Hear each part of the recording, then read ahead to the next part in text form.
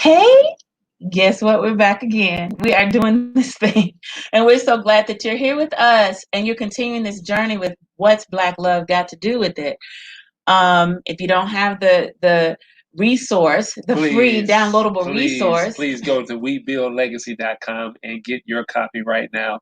And don't forget to visit our YouTube page, webuildlegacy.com, where you can subscribe and hit that notification button to be reminded about our up and coming videos. Thank you guys so very much. yay.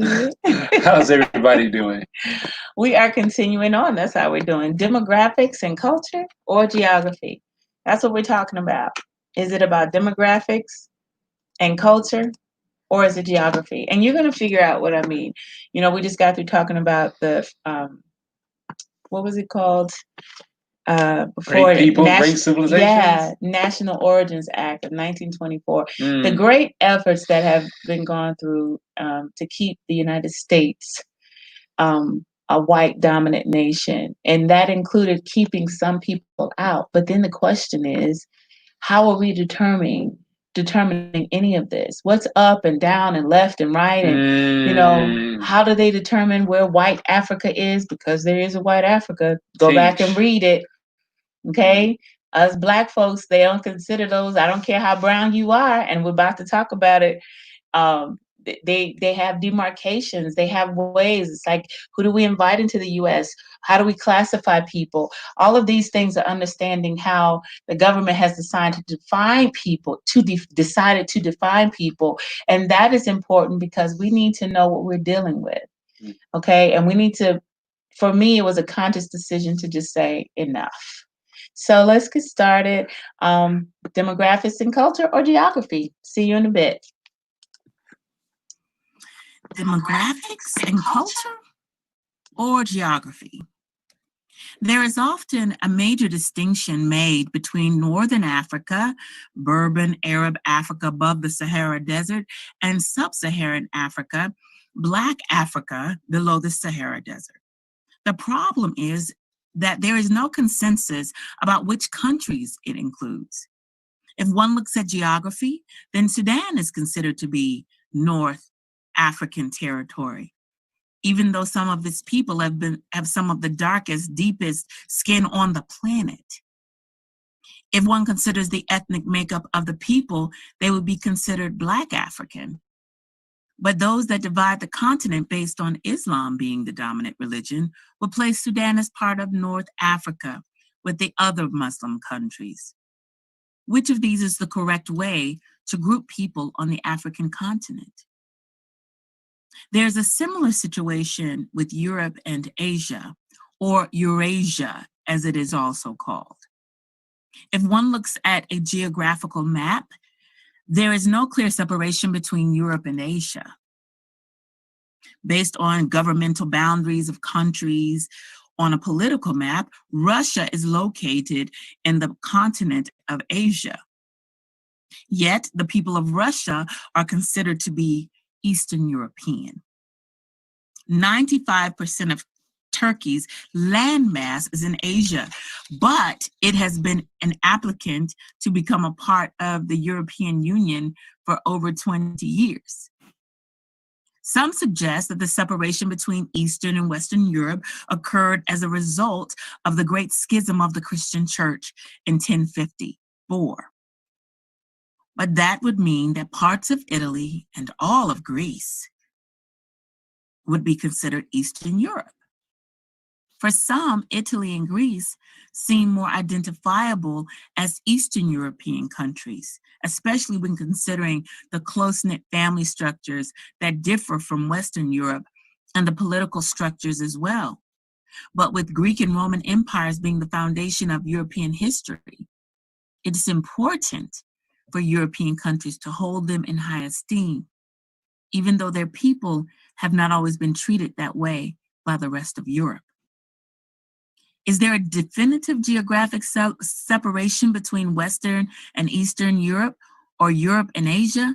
Most of Western European countries, Belgium, France, Portugal, Netherlands, England, Italy, Germany, and Spain, were involved in the scramble for Africa and the colonization of the continent. Besides looking at the differences in family structures, the wealth of the countries has also helped demarcate boundaries between Western and Eastern Europe. A better question might be, how can there be a definitive geographic separation between what is termed the East and the West when most of Europe and all of Australia is in the Eastern Hemisphere? While England and the other European countries colonized territories around the globe, depending on the context, only some of them are considered Western countries. All of the Americas, Europe, Asia, and New Zealand are considered to be Western countries based on having shared cultures, based on ancient Greek and Roman histories and philosophies. Some South American countries are excluded because they are economically still developing countries. For others, Western culture is synonymous with Latin European culture and could include countries like Japan because it is so heavily influenced by Europeans. Still, for others, political alliances are indicators of whether a country is seen as Eastern or Western. In many instances, Western culture has been synonymous with Christian culture. However, those places outside of Western Europe that are fully accepted as Western countries are those where European countries were able to colonize territories, establish institutions, and win the culture war by establishing their philosophies, languages, political systems, etc. Places like India are heavily influenced by colonization, but were never culturally dominated.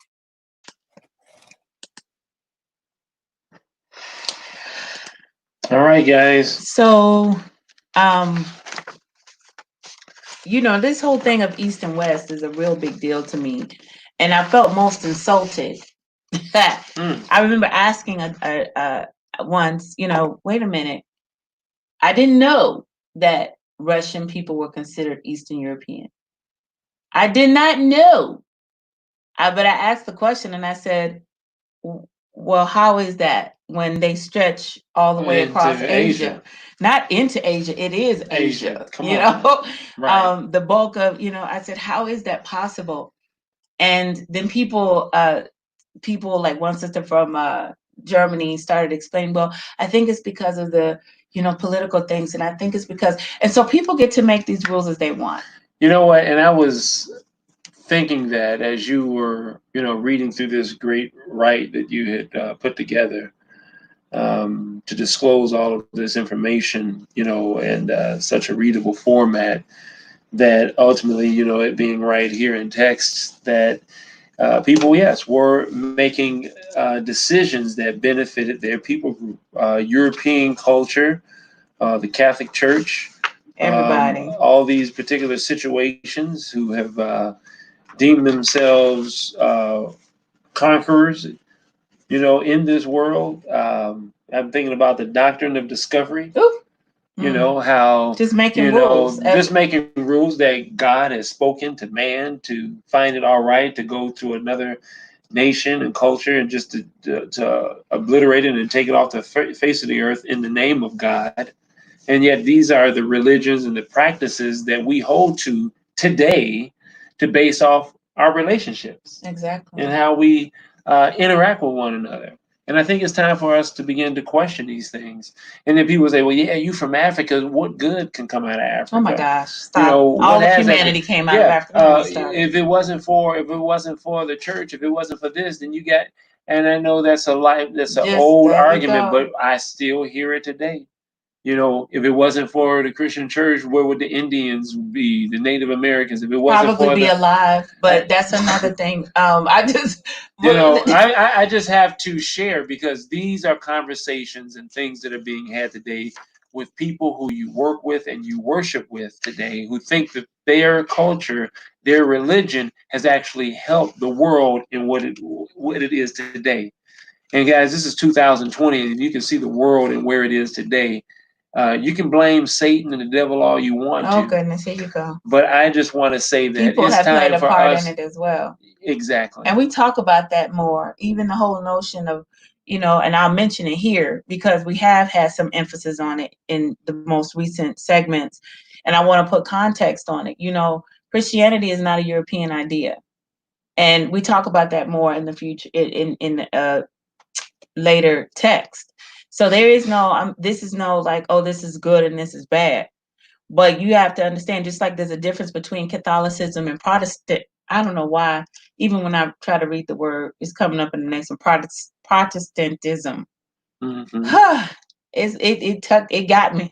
But even there's a difference there.